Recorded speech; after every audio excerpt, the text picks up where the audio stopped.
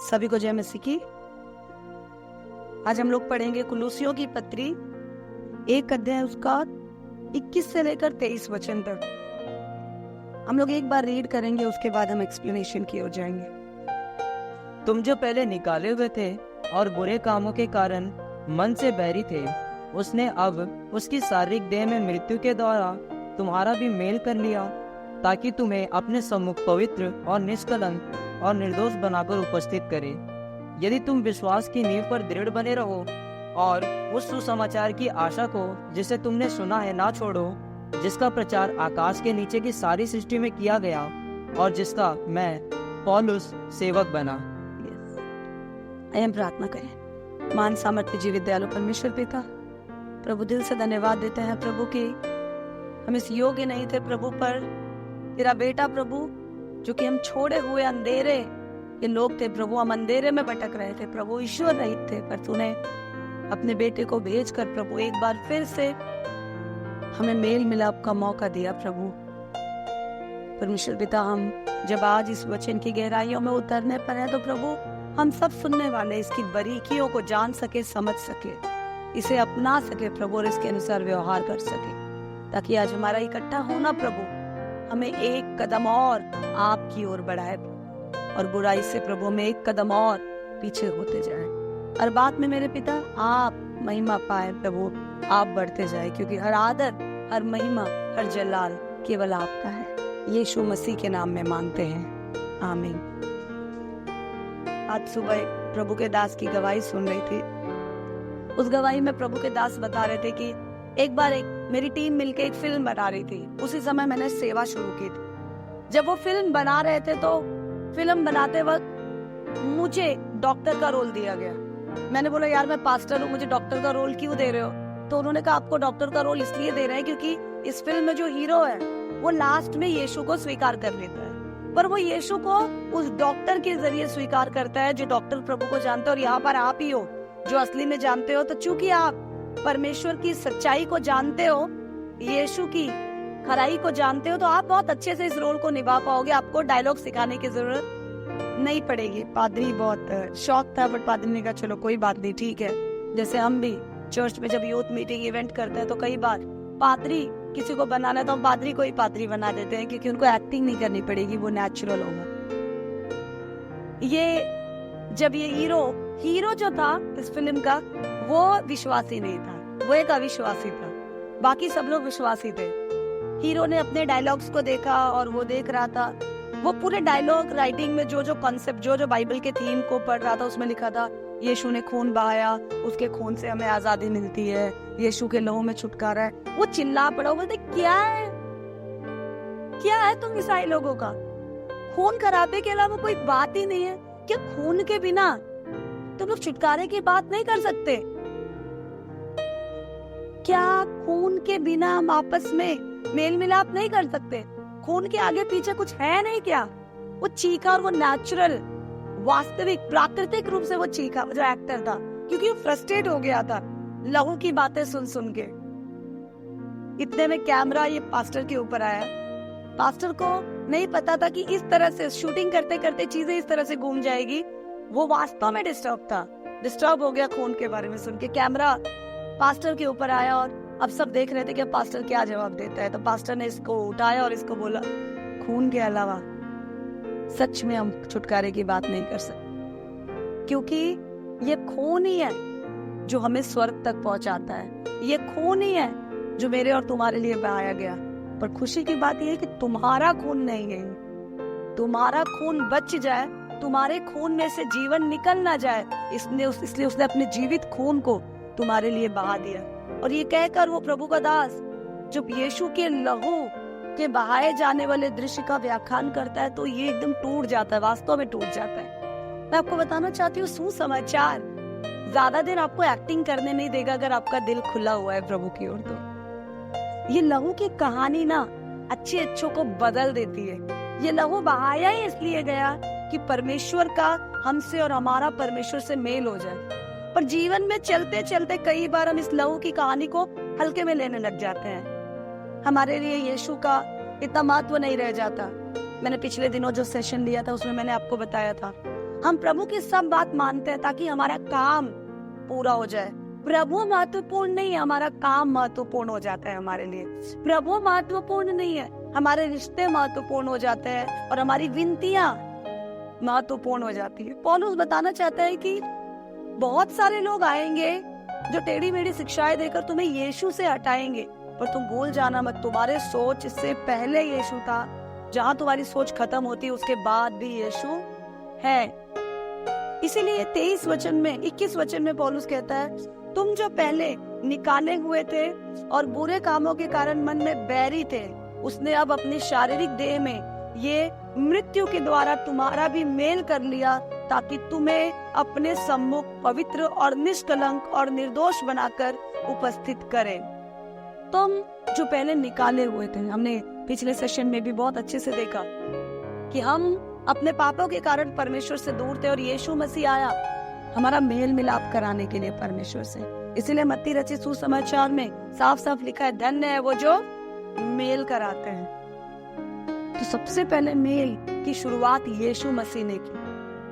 आपको बताइए, अगर इस चैप्टर को 21 से 23 तक आप पढ़े, इस पोर्शन को आप पढ़े, तो आपको पता चलेगा ये शांति वार्ता जैसा है। आप देखो, दो देश आपस में लड़ाई करते हैं, दो देशों को आपस में दो परिवार आपस में लड़ाई करते हैं। लड़ाई करने के बाद क्या होता है, कोई ना कोई बीच में आता है और आने के बाद उनका समझौता करा कर देता है, और समझौते के दस्तावेजों पे हस्ताक्षर होते हैं दो देशों के बीच में कि आज के बाद तुम्हारी सेना यहाँ से फायरिंग नहीं करेगी, आज के बाद हमारी सेना यहाँ से फायरिंग नहीं करेगी, आज के बाद तुम्हारी सेना बॉर्डर के उस पार से ऐसी एक्टिविटीज नहीं करेगी, हम तुम्हें डिस्टर्ब नहीं करेंगे, तुम हमें डिस्टर्ब नहीं करोगे। शांति की वार्ता, मेल मिलाप होना, बीच में किसी ना किसी को इनिशिएट करना बहुत जरूरी होता है। यीशु मसीह इसलिए आया कि जो हम पहले निकाले हुए थे, बुरे कामों के कारण बैरी थे, उसने अपनी शारीरिक देह में मृत्यु के द्वारा तुम्हारा भी मेल कर लिया। ध्यान से सुनिएगा,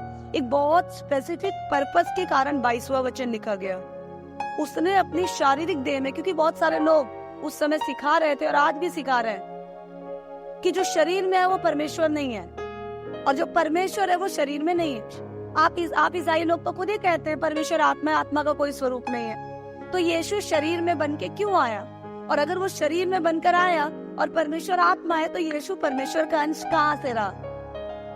ये बातें बोलकर उस समय भी और आज भी, आप समझ रहे मेरी बात को, आज भी लोग आपको बहकाने आएंगे। बेसिकली ये पूरा जो चैप्टर, ये पूरी किताब है, यीशु के खिलाफ बहकाने वाले लोगों के लिए जवाब है कि यीशु शरीर में इसलिए आया, हम इंसान लोग अपने बुराई के कारण, अपने पापों के कारण पूरी तरह परमेश्वर से अलग हो गए। परमेश्वर अति पवित्र है, अति पवित्र परमेश्वर हम इंसानों से डायरेक्ट बात, मलाकी के बाद पूरा साइलेंस था, सन्नाटा।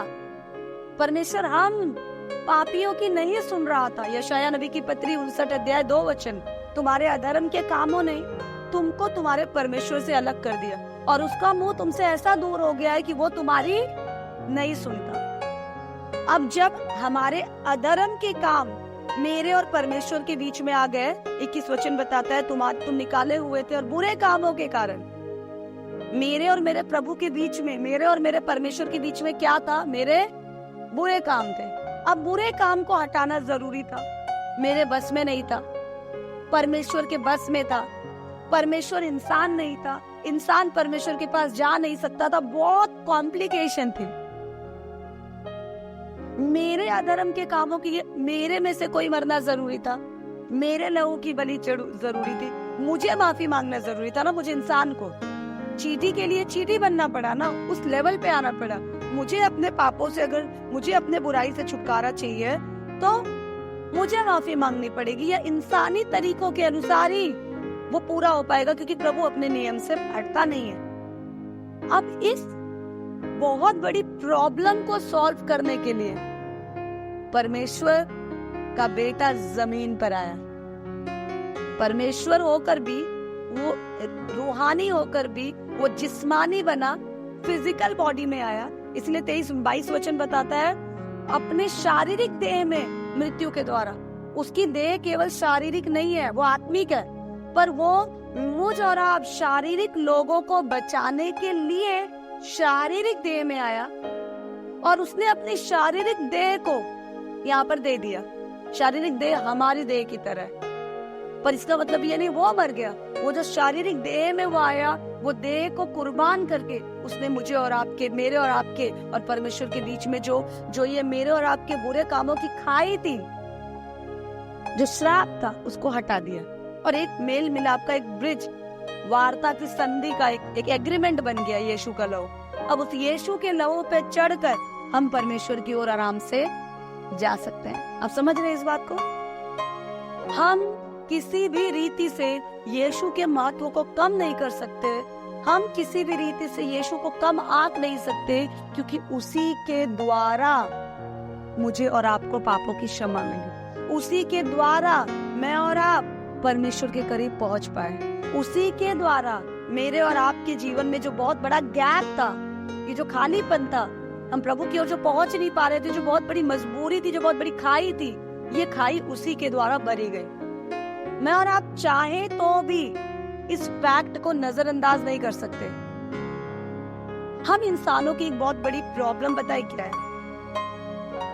हम इंसानों की एक बहुत बड़ी प्रॉब्लम ये है कि हम लोग हर चीज का क्रेडिट खुद लेना चाहते हैं। हमारे लिए बहुत सारे लोग मसीहियत को एक्सेप्ट नहीं करते, स्वीकार नहीं करते, और स्वीकार करने के बाद भी नीचे नहीं आना चाहते, क्योंकि खुद को पापी मानना और पूरा क्रेडिट परमेश्वर को देना, ये हमारी फितरत में नहीं है। ध्यान से सुनिएगा, क्योंकि हमें बचपन से सिखाया गया है, तुम्हारे कर्मों के कारण हमें अपने आप को क्रेडिट देने के लिए, अपने आप को ऊंचा रखने के लिए ट्रेनिंग पैदा होते से ही दी गई है। बेटा तुझे करना पड़ेगा, क्योंकि दुनिया एक कॉन्सेप्ट पे चलती है, और वो कॉन्सेप्ट है God helps those who help themselves. प्रभु उन्हीं की मदद करता है जो खुद की मदद करते हैं। ध्यान से सुनिएगा, पूरी दुनिया इस बेस पे चलती है, इस आधार पे चलती है कि परमेश्वर उन्हीं की मदद करता है जो खुद की मदद करते हैं। तो हमें एक आदत पड़ गई है, हम अपने उद्धार का श्रेय भी खुद लेना चाहते हैं।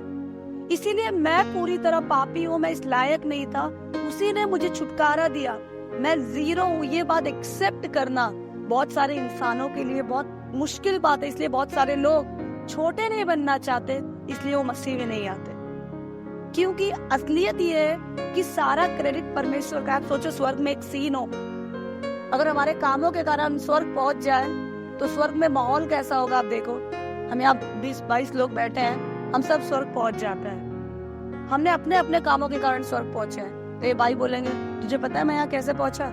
कितनी मुश्किल से मैंने वो काम किया, अगर वो काम मैंने ना किया होता तो मैं यहाँ ना पहुंचता। सुनते ही बहन कहाँ चुप रहेंगे, बहन कूद पड़ेंगे बीच में। आपने क्या किया? मुझसे पूछो मेरे दिल की कहानी, मैंने क्या नहीं किया यहाँ पहुंचने के लिए। हम इसके योग्य नहीं है, हम इसके लायक नहीं है, हमारी औकात नहीं है। ये बात हमें समझ में आनी चाहिए। पूरा क्रेडिट, पूरा गौरव, इसका पूरा आर्किटेक्ट जो है, जिसने ये बनाया, वो इसका पूरा करता धरता परमेश्वर है, सारा क्रेडिट उसका है।